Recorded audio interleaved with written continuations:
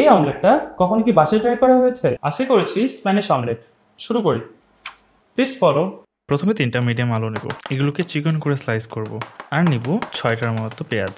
এগুলোকে সাইডে রেখে একটা বোলে নিব 6টা ডিম ফেটে নিয়ে এর মধ্যে দিলাম 1 টিস্পুন লবণ, 1 টিস্পুন গোলমরিচ গুঁড়া।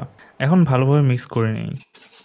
এরপর প্যানে কিছুটা তেল দিব আর দিব আলুটা। প্রথমে আলুটাকে একটু সটে করব 5 থেকে 7 মিনিট। রান্না করে এর মধ্যে দিব পেঁয়াজ কুচি। এরপর আরও কিছুক্ষণ সটে করে নিন। এরপর দেবো 1 টিস্পুন লবণ, 1 টেবিল স্পুন চিলি ফ্লেক্স আর 2 টেবিল স্পুন টমেটো সস। এখন ভালোভাবে নেড়েচেড়ে ডিমটা দিয়ে দিন। ডিমটা ভালো মতো মিক্স করে নিন আর 5 মিনিট লো ফ্লেমে ঢাকনা দিয়ে রাখুন।